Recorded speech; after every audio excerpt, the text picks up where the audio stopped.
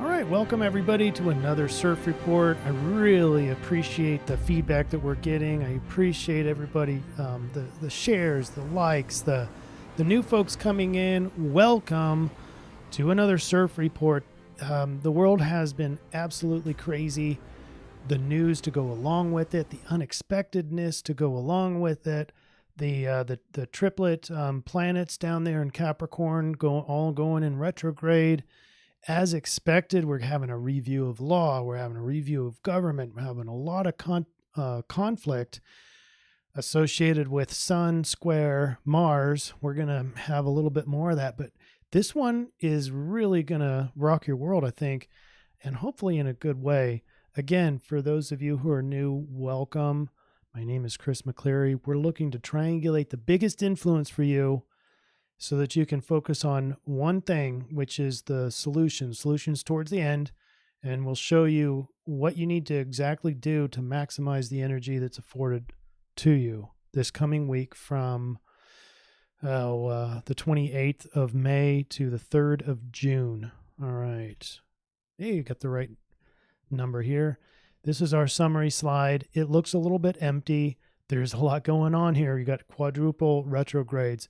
We have Venus is now entering a conjunction with the Sun. It's going to get stronger and stronger and stronger again. Now Venus going this way and Sun going this way. So that alignment's going to happen fairly quickly. And then again, I already mentioned the Sun square Mars. We have a T square, grand water trine. There's a lot going on. So basically, as you can see with the astrology circle here and the influences, there's a lot of influences, but the main one appears to be grace and beauty with passion and pressure, not pleasure, but pressure. So we're including these squares in there, that T square. Then the I-Ching was a direct, it was a direct overlap with the astrology with just hexagram 22, grace and beauty. I probably screwed up this blue circle. It probably should be entirely inside of that because there's nothing that's separate from the astrology. It's a direct overlap, literally. The outlier here is the dream bot, the collective dreams. This is really unusual. Normally the collective dreams go right along with the astrology. We're going to get into that first. It's showing us a little bit different, but it's moving forward. It's humanity. It's together. That would be more of the solution that we're looking at today. But this is the influence slide. The influence is saying that it's more grace and beauty. As we get into the solution, it's going to be a little bit more change and moving forward. So I hope that's a decent summary. Let's start with the dream bot first when we come back.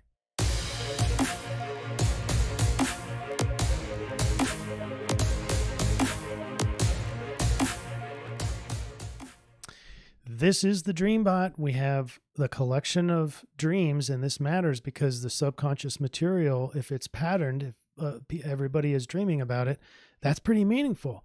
It's meaningful because it could be day residue. It could be indicating that we're moving as a humanity towards a certain endpoint. So let's zoom in, and if you haven't yet subscribed to the CIRF reports, hit that like button and subscribe button so that you get notified. All right, here's our memes, and the first meme here is humanity, togetherness, connected, but it's a continuum. It's not just connected, it's connected and separate. And that's going to go directly into the solution. So see this more of that the humanity, this could be a really good thing, that humanity or the collective dreams is showing us that we're already geared towards what the solution is. So that's a pretty good thing. And the other meme here is moving, trying, perseverance. Perseverance is going to be a very Taurus trait. Again, kind of foreshadowing what's happening later. So I don't want to spend a lot of time here. It's a lot of moving forward, but it's a lot of connected versus separate, that whole continuum. All right, let's talk about the astrology now. In the astrology, we have Mercury going into Cancer. We'll talk all about that. That's going to slow the thoughts down a little bit, weigh them down a little bit. We have Uranus with some opportunity. The big news here is Venus. As you could tell from the influence, grace and beauty. Where is that in astrology? Well, of course, it's going to be Taurus, ruled by Venus.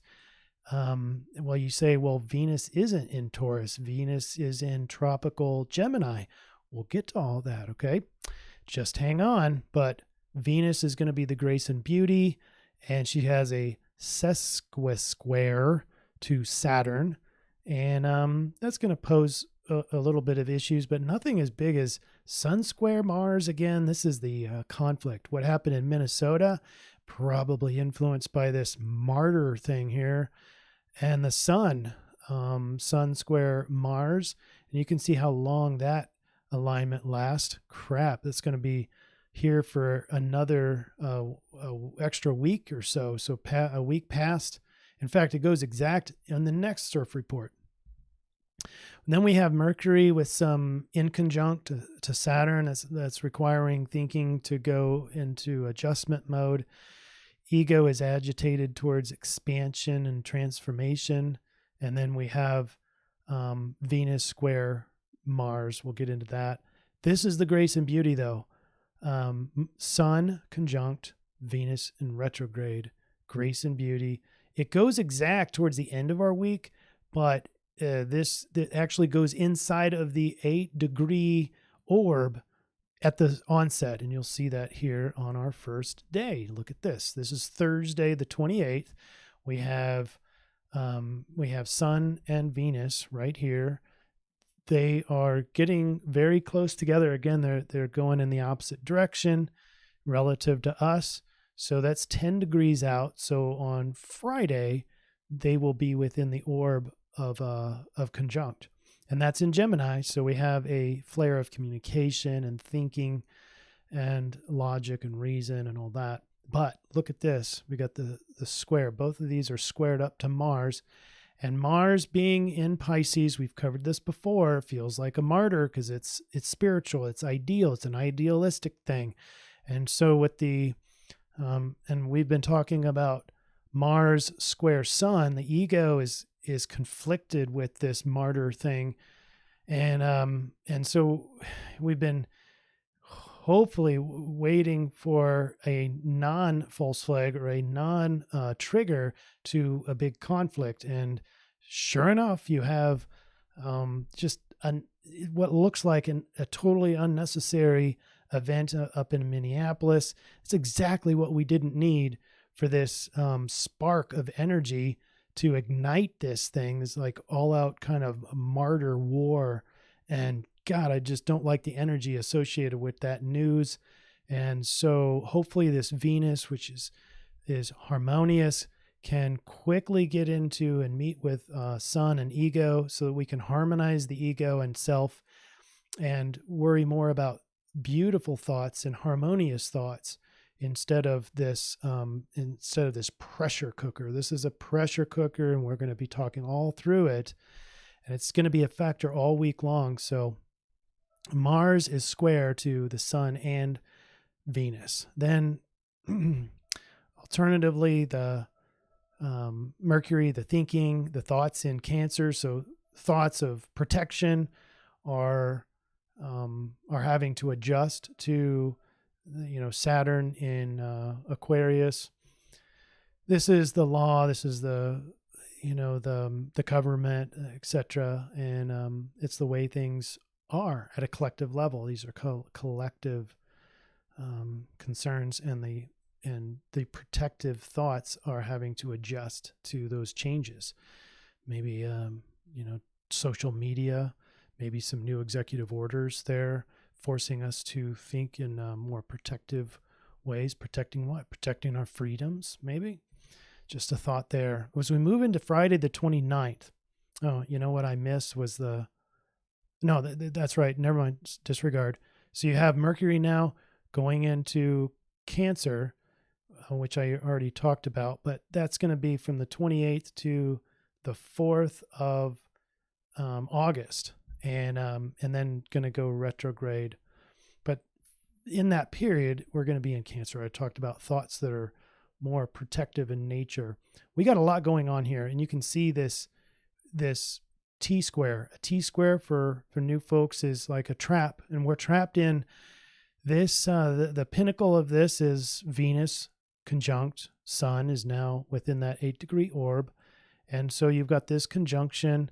You've got the moon on this side. This is a critical emotions because you got Virgo. Moon is in Virgo, and it's kind of like critical emotions, kind of second guessing, kind of OCD-ish. And then you've got the martyr over here with Mars. And so you've got being trapped in this pressure cooker. It's a pressure cooker, but on this one side, the main trap side is Venus and Sun. And so this isn't all that bad. It could be a pressure cooker or a entrapment of pleasure. That obviously too much of a good thing. That's kind of what this is saying. And so it's going to get stronger and stronger, but the T-square is going to go away as the moon continues its progression around the zodiac. But for now, on Friday, you can feel this this kind of entrapping pressure. This is what the what we call a pressure cooker, if you will, but in a like too much of a good thing, kind of like ego, art, beauty, passion, and flair, that kind of thing. All right, so on Saturday, we have the T-square in the morning, and we have to balance the critical emotions because now we got the T-square mainly on Venus and the same sort of energy, but you're balancing the critical emotions now with your dreams. The moon is split halfway between opposing Neptune and Mars, so it's equal to both sides. And so you've got the martyr and dreams. So real wacky energy there on Saturday morning, but it all clears up. By Saturday evening, we're looking at a whole different set of emotions. It's easy now for the emotions to kind of dispense with needing to pay attention to dreams or fighting, if you will, but it's still kind of an OCD kind of emotions are more concerned with expanding and transformation, maybe a return transformation like we talked about before in previous CIRF reports. Pluto, Jupiter, and Saturn all together. Now we've got critical eye on that. So we're kind of on Saturday, about midday through the rest of the day, we're going to have that in the back of our minds, which is what is the transformation looking like in terms of your emotional awareness towards that. All right. And by the way, you can see this closing in, the Venus and the Sun closing in together now, only 5 degrees away from each other. So that energy is getting stronger. This grace and beauty is getting stronger, even though they're both conflicted with Mars. By the way, just as an aside here, Venus square Mars is a very passionate energy. It's a very big energy, and it really it is more pressure there because you've got those obstacles. You've got the square that likes to create obstacles. So the obvious there is tension, but on another angle, you can look at the female and male, and you might be looking at aggressiveness over here, but at the same time, Mars is in Pisces. So if anything, it's a little bit watered down. It's like fighting underwater is kind of hard, if you will. So that's kind of a little bit subdued with the aggressiveness over on this side. So it doesn't make it less problematic or less pressured, but you have harmony that's harmonizing with the sun over here. So the growing grace and beauty, especially in Gemini, which is very kind, friendly, adaptable, that kind of thing. So it works very well with Venus. Anyway, that is getting stronger. And so as we head into Sunday, the emotions are more around the transformation that we talked about. Transformation is Pluto, Jupiter's expansion and can include law, and then Saturn being the government. These are all in retrograde. And so we're returning to a previous state maybe republic, hopefully. But those emotions are much easier towards that than they are towards the North Node and Mercury. On Monday, there's a bright focus on thoughts and away from aggressive reactions. And so what I mean is now we're within 3 degrees here, Venus and Sun. This is going to go perfect conjunction on our last day of the CIRF report, which is going to be next Wednesday. And you still have this square, and that's going to include these sort of aggressive dreams. Now with the presence of Neptune there conjunct with Mars, they're within 7 degrees now.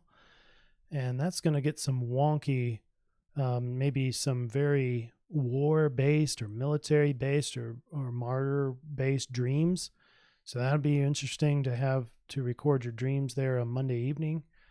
And it's interesting where you've got dreams associated with maybe war and aggression and idealism versus thoughts, that's Gemini, of harmony and finance even, but beneficial. It's so, what do I value? Is we're only 3 degrees away from our sun. And let's move on to Tuesday. Look at this one. We got the Grand Water Trine. Now, we have Pisces, so Mars, Moon, and Mercury, all in water signs. Grand Water Trine. The energy is easy between the water stuff. So we're looking at emotions. Emotions are easy. Telepathy, psychic material could be a lot easier. Empathy and sympathy, etc. You got to watch out for your own emotions. May not be yours. You might be soaking it in from elsewhere on Tuesday the 2nd. Then we got kite formation. So this is where the change shows up. You got easy energy, but the moon is opposing Uranus. Uranus is all about change. And so it's a balancing act. The emotions shouldn't have to balance something that's not changing. So something is going to change. And there's so much more in these. I mean, I can go on all day with these energies on each one of these days, but we have to move on, or else this thing is going to be way too long. This is the most important day of the influence because it's exact overlap of the I-Ching, which is grace and beauty. This is it at 12:41 p.m. This is Venus Cazimi, Wednesday the 3rd, and we have an exact conjunction in Gemini, 13 degrees, 36 minutes. And this is a very much, it's like a very saturated, so much light on harmony. It's impossible to not be thinking about this and communicating about it and wanting it. This is about new deals. This is about the goddess. The goddess arises. The goddess speaks. The goddess speaks in Gemini. This is an empowered state of yin that you could get. And see, the moon's got some easy energy over to the ever closening Mars and dreamy Neptune. All right, that's it for now. Let's talk about the I-Ching. Again, 528 to 63. We threw the coins, and this is what we got. Hexagram 22 with change line 4. That's called grace and beauty. It is, it's keeping still over the clinging. And if you notice, this change line is not in that lower hexagram. And so it's the clinging stays there. And interestingly, it's going to be clinging over clinging as the solution. But I digress. This is Hexagram 22, and I've got a lot to read, but I'm gonna hopefully paraphrase through this so it won't take too long. A splashy sunset bathes the mountains in a soft radiance. The light of a full moon dances on the surface of a rippling river. Grace and beauty adorn the natural world. Grace is neither an all-powerful force nor an essential fundamental thing. By itself, it is form without content. Grace is moonlight on the water.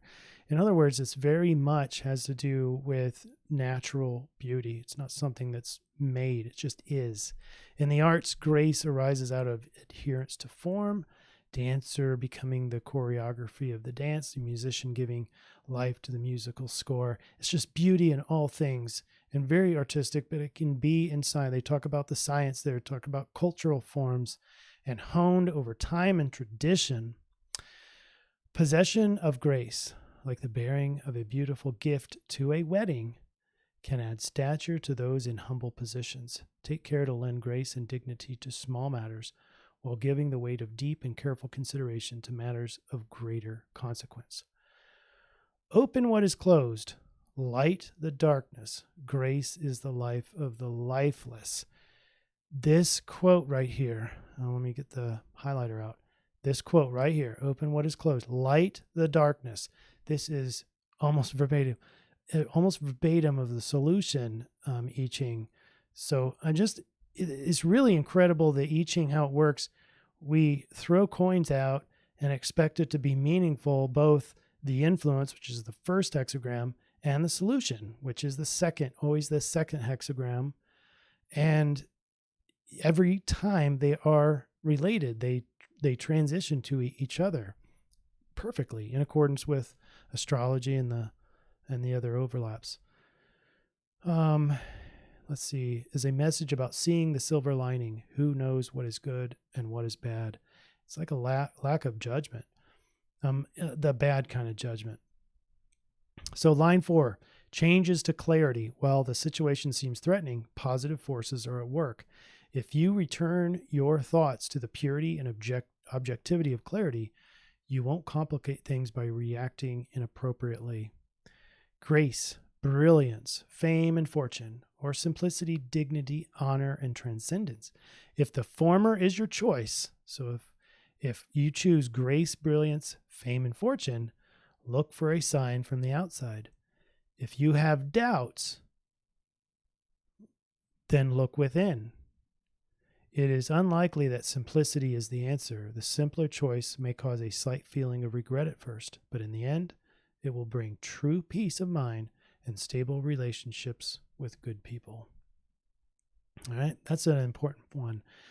All right, we are now ready for the solution. So what we do is we take our sponsor and let them have the limelight. We'll be right back for the solution. Don't go anywhere.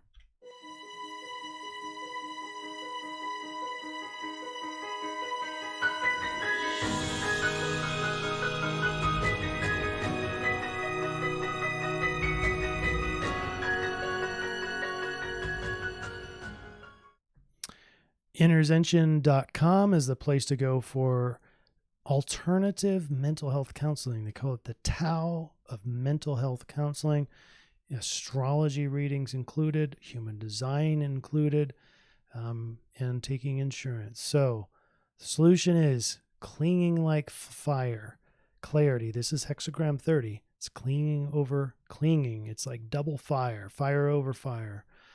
Flames hang on to the fuel in order to keep the fire burning. Likewise, in the human world, everything that radiates light or love is dependent on something else. There's no light in and of itself. It's the dark requires light to shine on it. Fire is also a symbol of liberation, crackling molecules that fly away from home. Paradoxically, by clinging to what is natural and appropriate, we gain inner freedom. All right. Now, this is a direct overlap with the Sidereal Astrology, this next part. Given perseverance on your part, this reading indicates success. So that's already saying this part of the solution is perseverance. In spite of challenges, cling to what is luminous in yourself, in others, and in life itself, never forgetting your positive attachment to the highest good. Okay, we're going to get back to that in the final slide.